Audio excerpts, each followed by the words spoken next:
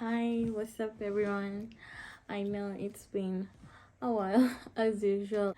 Today is actually the end of April. April has been good, so we're at that point where you can start evaluating how your year is going, the momentum, projections, and stuff like that. And um, I feel like it's been good, and I'm hoping that you guys feel the same way. So if you're still there and you're thinking like, I want to open my beauty supply store, and the first quarter of the year is gone, so you have 3 quarter of the year left, and what are you doing with it? Like, are you doing any research? Are you reaching out to people who are gonna help you? Are you studying? Are you um, watching other people on YouTube? Are you visiting stores in your neighborhood, in the city that you want to open? What work are you putting in towards your goal? I want to talk about something that you guys send me email about. I probably answer about 2 or 3 emails about this topic every week. So um people reach out to me. They're like, hey Kate, I want you to be my consultant to help me open a beauty supply store, but I'm still at the funding stage. And I'm like, okay, so what's your plan on funding? Oh, I'm trying to apply for an SBA loan, or I'm trying to get some grants, I'm trying to get a business loan. And I'm like, you people are not being realistic, right? This is a new business. You're a new entrepreneur. You have no experience running a business before, or maybe you have experience a little bit. You done maybe online here and there, but if you have zero experience as a business owner, and you just want to get funding for your startup, let's just get into the video and we'll talk about it. Okay, today's topic is realistic funding for your startup business. This could be any business, but obviously in this channel we talk mainly about beauty supply store, but I feel like this particular topic can just apply to any new business venture, right? So we're just gonna go straight ahead and start. I have about 8 points, and these points are realistic. I'm talking about realistic funding, and then I'll probably mention the unrealistic funding at the end, the ones that maybe you're thinking are realistic but really they're not. So the first realistic funding for your business startup is savings in your savings account. So have you been saving money? Do you have any money in your saving account? This is really the most efficient way to start a business, because you will not be having any loans to anyone, and you will be able to be free, creative, and really do what you want, because it's your money, it's your savings, right? When I started the beauty supply store, we used our savings, part of it, and we got some loan from a friend, family friend. So that will be your next step. If you have no savings, the second point of realistic funding for your business is a family friend, or a family or a friend. So if there's someone close in your circle who can lend you money to start the business, that's also pretty good. I have actually opened a beauty supply store for this lady who got her funding from her parents. So her parents gave her some money to start the business. So if you have parents who have some stack of cash somewhere, that's an option for you.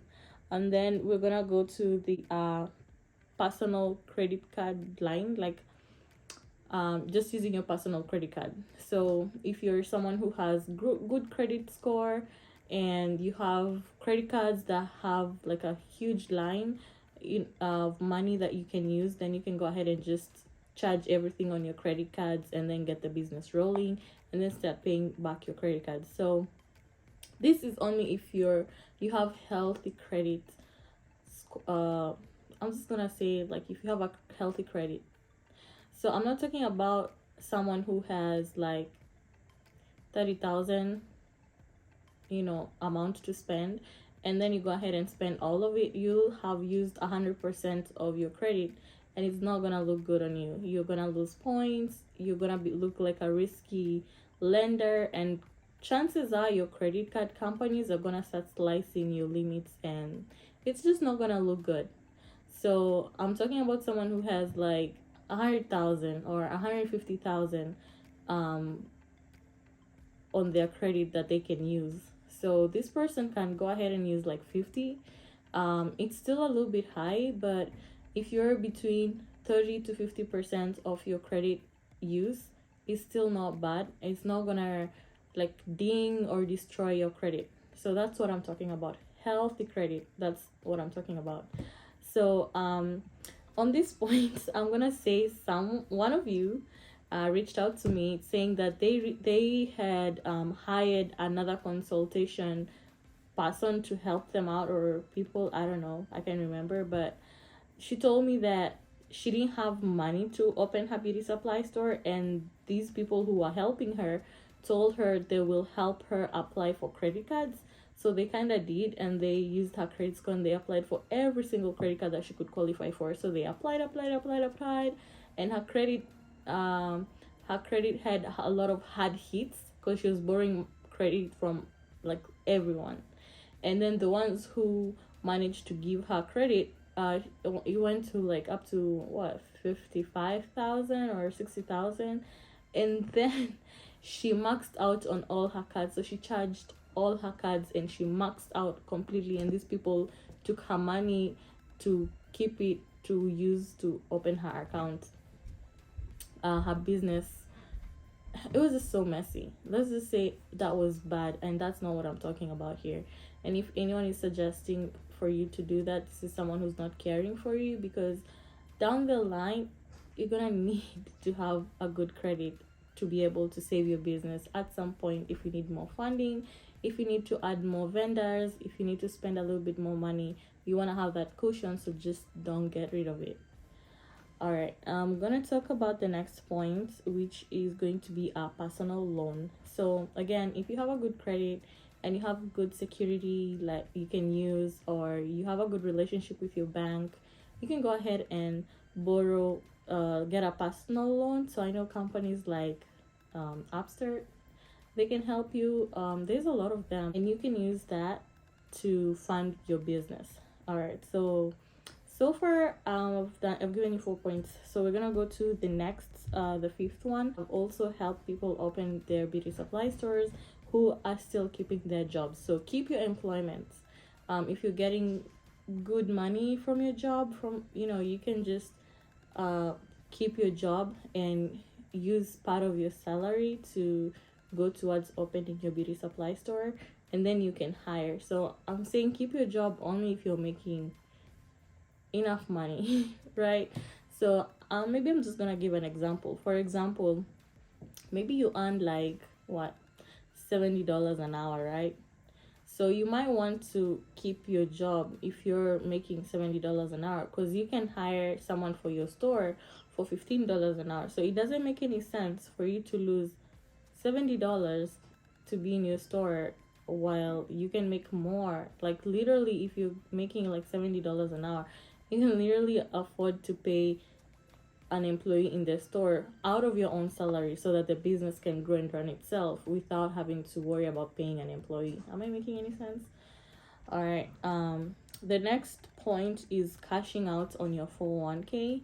So if you have pretty good savings in your 401k, you can cash out a little bit of it, and you can use that to open your beauty supply store. So I'm not gonna go into details about how that's done. I would just want you to go ahead and do your own research. There's a lot of rules in getting money from your 401k, so you want to ask an expert. So that's why I'm not going to talk more about it. I want you to go do your research. All right, the next point, using a home equity loan. So this means if you're a homeowner and you have a little bit of equity in your home because you've been paying up. So let's say you bought a house for like I don't know, 350,000, and you've been paying your house down. So maybe right now you're at like 250,000, and maybe there was that increase in home values, and your house is like 400,000 worth right now. So you are looking at maybe about what 150,000 in your home. So you can maybe ask for some loan out of your home equity. Maybe you can qualify for like 100,000 or like 80,000, and you can use that to open your beauty supply store. Unrealistically, SBA loans. I feel like people talk about SBA loans as if it's something achievable and something doable. But in my opinion, I don't think SBA loan makes any sense, especially for a new venture. What people forget is that for an SBA loan, you need to be running for at least 3 years, and you need to be profitable for those 3 years. So, as a beauty supply, what I see most of my clients do and what I advise is it's okay to file a loss in your first year and also in your second year. It's really okay. The government expects you to do that. And in my opinion, instead of taking money out of the business in those first 2 years, you want to put everything back in the business. So once you've paid everything in your month, if you're able to, just pump back all that money into the business. Just pump it all back, and just file losses. And then after, like, now in your third year, you can now start taking money out. You can start, paying back loans and stuff like that, and paying yourself and stuff like that. So, but if you're not open and work and running and everything like that, an SBL loan is really not a realistic option for you. You're just not gonna qualify for it.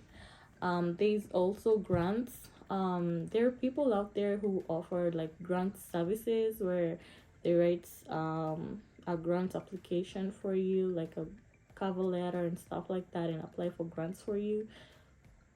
You can try that. I'm just not gonna knock it off because I know some people have qualified for grants. I haven't really heard of someone qualifying for a lot of money though. I know like $3,000, $5,000, 8,000. I don't think I've had someone qualify for 10,000 for a beauty supply store. I'm talking about, a beauty supply store is just a regular retail store. There's nothing really special about it. So grants kind of go for companies where there's like the wow factor, the story, what are you doing for your community and stuff like that. So if you have that story in your business, you might qualify for a good amount of money for grants. And grants are better because you don't have to pay them back. Okay, that's all that I had for today. If you still feel like I should have explained a little bit more, or if I should maybe give you more details about a particular topic that I mentioned, just leave me a comment or reach out to me on my email at bluxbeautysupply@gmail.com, and I'll probably go ahead and respond to that. I provide consultation services. So right now I did add something new into the plans that I offer on top of the DIY kits and the step-by-step guidance to open your beauty supply store. Now I offer you can put me on retainer where you can call me and ask me questions just based on your day-to-day business running operations. Are you wondering about vendors? Are you having questions about your lease, questions about your employees, questions about marketing, just questions relating to business? You can put me on a retainer, and I can help you all through the year. So right now we have two options. You can either pay me 6 months, so biannually, or you can just pay me by the year.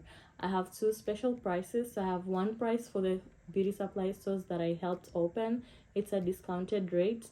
And the beauty supply stores that I did not open, your price is gonna be a little bit higher, just because I wasn't with you in the beginning. So for me to be able to help you, I kind of need to do a little bit more research about you. We're gonna have to spend a little bit more time together on Zoom calls or on just regular calls to get to know each other and know where you're headed and stuff like that. So it's just gonna take a little bit of more effort from me than the stores that I open, because I kind of know their stores. I know their story, I know where they're going. I really pretty much know the vibe, while a new store that I haven't opened, I don't. So reach out to me. I'll be able to help you with that. So thank you so much for watching this video, and I hope to see you next time.